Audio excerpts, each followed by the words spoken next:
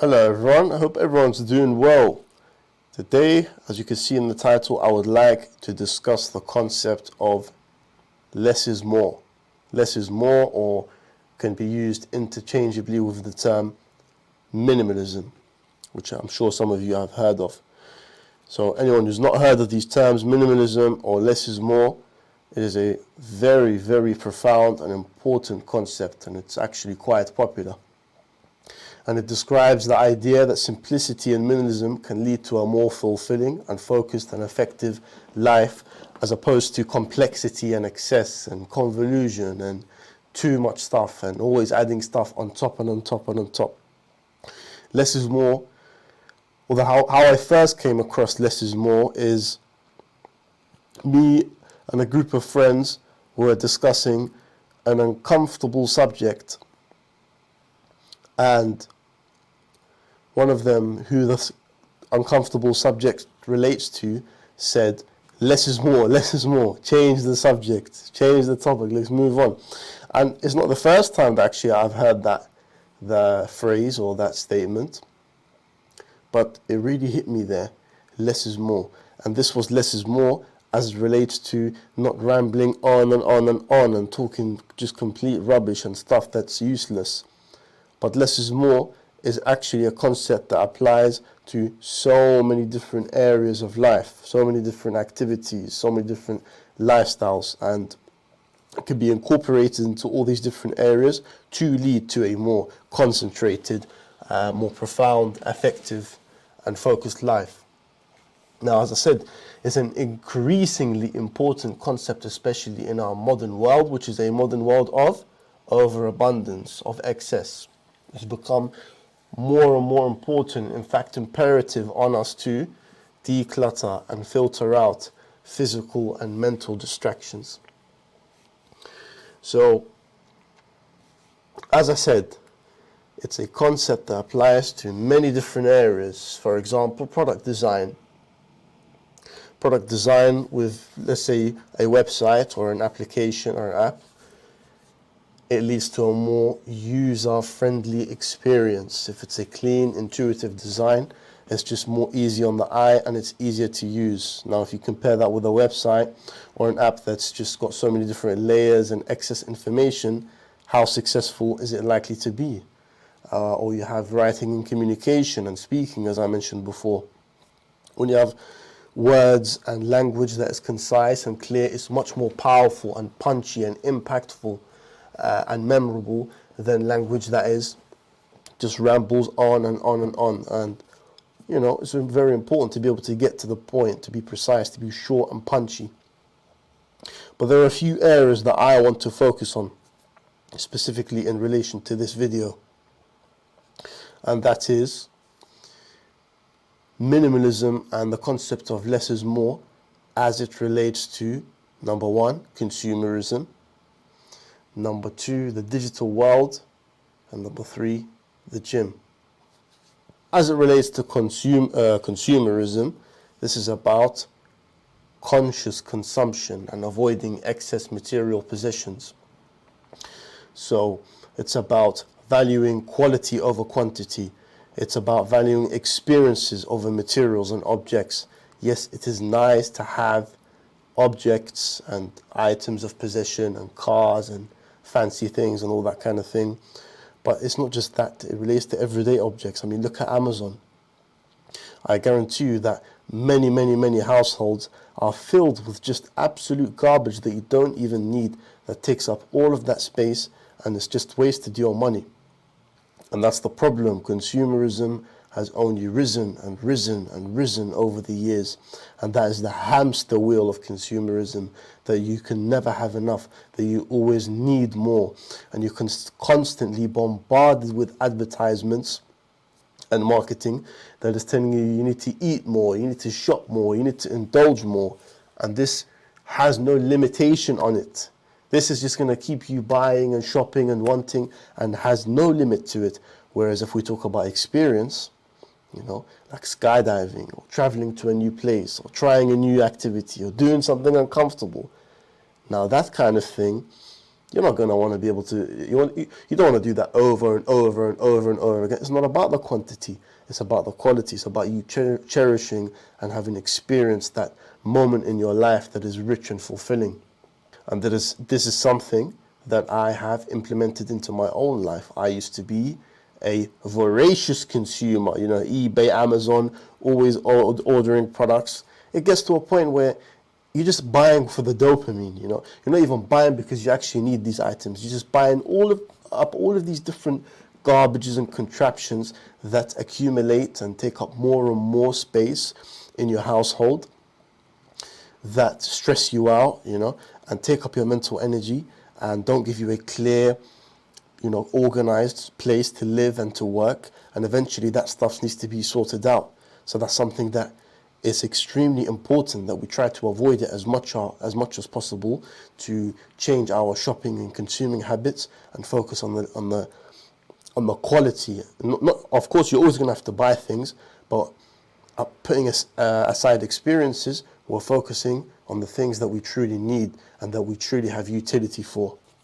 The next thing I wanted to talk about is digital minimalism, applying the concept of less is more as it relates to our online life, which is obviously something that has become a large part of our lives in the modern day. That's why it's so important that we need to talk about less is more concept in relation to digital world. And this is something that has affected me deeply on my laptop, on my phone, for several years. I just had so much storage and media and files and applications, just a bunch of rubbish cluttering up my phone and my laptop, and I had no use for it, and it was so disorganized. And I can tell you that it is absolutely impossible, well, for me it was anyway, if not absolutely impossible, then extremely difficult for you to actually be productive and to get your work done when every time you open up your phone or your laptop screen, you're just met with a barrage of applications and icons and buttons and words and things that are all unorganized and out of place. How can you navigate around that?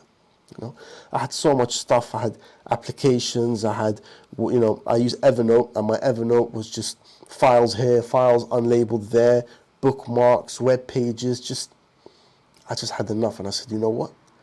I am going to exert the mental energy that is required to just sit down and focus and declutter the hell out of my laptop and phone and strip it down to the bare minimum. And the filtering process happens by me asking at each step of the way, do I really need this?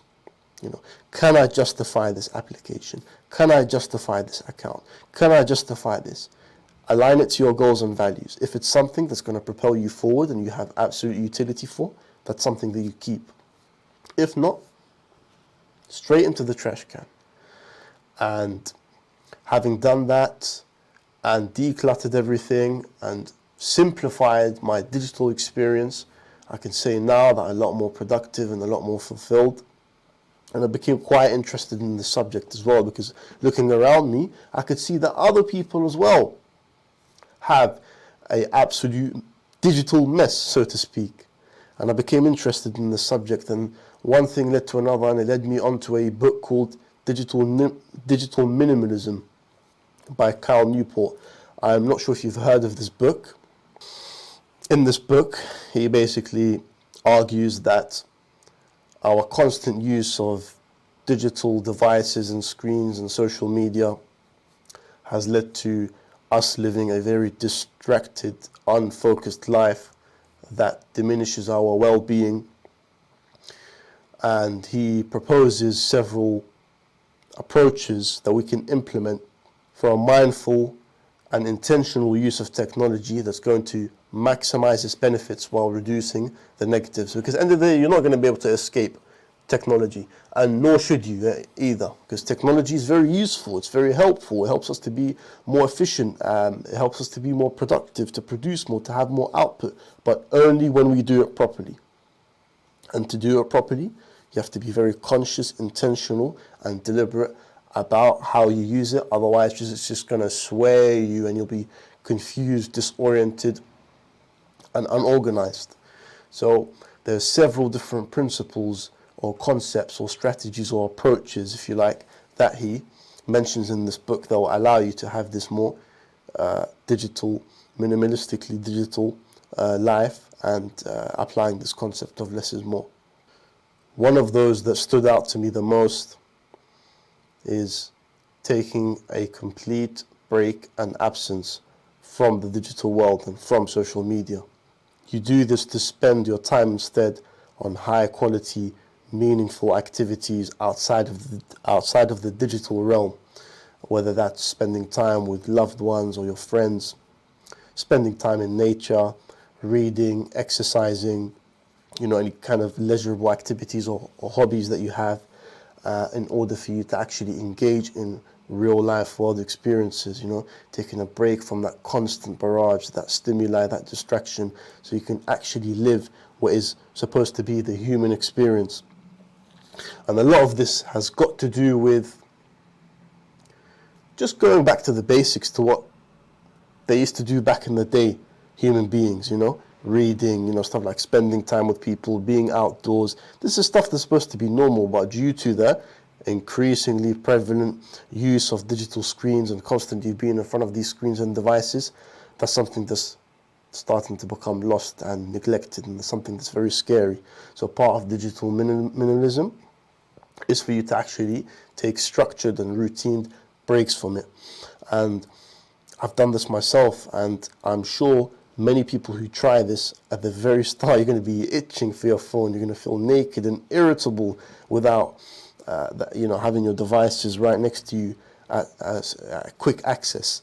So, but once you get past that first hurdle and you actually have these proper human, real life, meaningful experiences where you engage in real world, flesh and blood stuff, that's going to be something that's very meaningful, and it's going to increase your well-being both mentally and physically.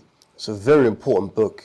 When you're minimal with your technology and you're minimal with your digital activities, it's going to have an absolutely positive transformation on your life, on your relationships, on your productivity.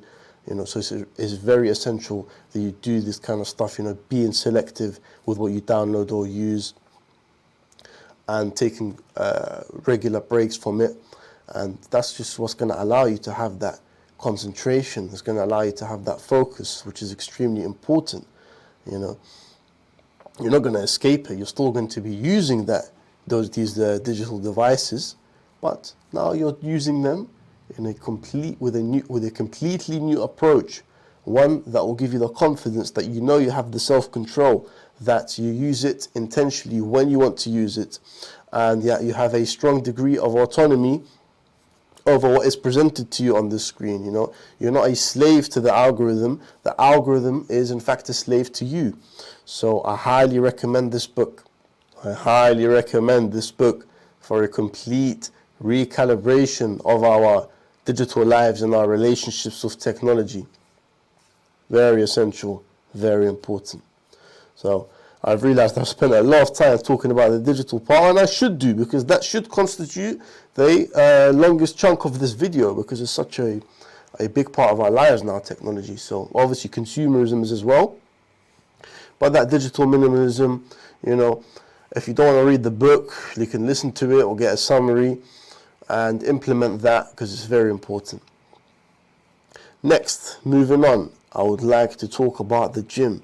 How can we apply minimalism and less is more to the gym?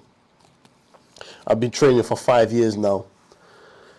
And when I started off in the gym, I was a newbie, didn't have a personal trainer or anything. And when you're new to it, you don't know what you're doing, and you're having so many different sources of information, a lot of them conflicting about what exercises to do and how long your training should be, and all kinds of different fitness tips and advice and structures and routines just bundled together. And you go to the gym and you do like 13 different exercises, and you do this, and you do that. It's a mess. And what has happened over the years is that mess and that sort of disorganization, disorientation, that excess, overabundance. It's concentrated and concentrated and concentrated into now something that is minimal, something that is less is more, something that focuses on the foundational compound exercises. My training is not something that gets lost or dabbles in all of these different fancy exercises and techniques and this kind of reps and periodization and all that. No, I have a certain number of exercises that build the most muscle. I don't spend hours in the gym. In fact, I probably spend maximum 3 to 3.5 hours in the gym. I'm very conservative with the amount of sets and reps that I do. I make everything that I do in the gym count, and in that way, you guessed it, less is more. I'm doing less, but what I'm doing so powerful, I'm doing so focused, I'm doing so concentrated that it's leading to all of the results. And I don't need to be spending hours and hours and hours in the gym. No, I can focus on what's important and do it really well, and that way I'm going to be able to see progress. So far, what have we seen? That less is more is a concept that applies, as I said in the start, in many different areas and endeavors and activities in your life. Consumerism, the digital world, and the gym, which is what I wanted to speak about. And actually, I am going to give you a bonus less is more implementation. And that is as it relates to time management. Time management. Less is more. How do we apply it with time management? Well, we simply apply it by focusing on those tasks that are essential and those tasks that are truly important in order for us to be more effective, efficient, and productive. Now, time management varies for so many people. There are look, this is less is more within less is more, like an inception. Time management, there are so many different time management techniques out there. Now, you could do Google Calendar, you could do, this time blocking, you can do eating your frog and all these different techniques. But if you want to be productive with your time, to the extent that you don't even want to waste time finding time management stuff to fix your time and manage it well, then just do less is more. Implement what I just mentioned. Focus on those important, valuable tasks that are the most important to you and align with your goals and values. Those tasks that cannot be automated or outsourced or eliminated, focus on all of those and just completely disregard the rest. Do what's important. And this also relates to the Pareto principle, which I talk about a lot in my videos. The Pareto principle, if you haven't heard of it, 20% of your effort leads to 80% of the results. That applies to, again, so many different areas of life, but as it relates to time management and personal productivity, less is more. Find out what those 20% tasks are that are extremely valuable, that are extremely worthwhile, and hammer them in. Hammer them in, and you will see what the results will be. So, to conclude, less is more.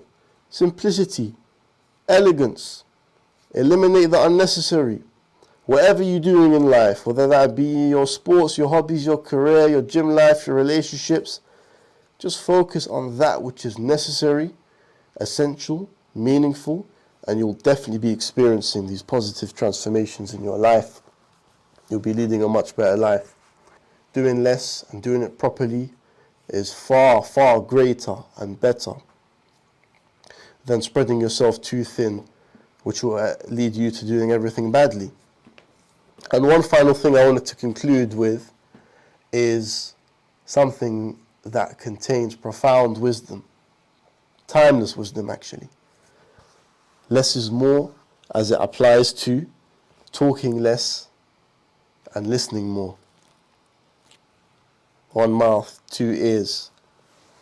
Even nature, the very anatomy of the human structure, is saying the ratio is 1 to 2 of talking and listening. Talk less, listen more. And that is why I'm going to leave you with that and stop talking now, so I can go and listen to probably an older video of mine or something. Anyway, I hope you learned something today in this video, and I'll catch you next time.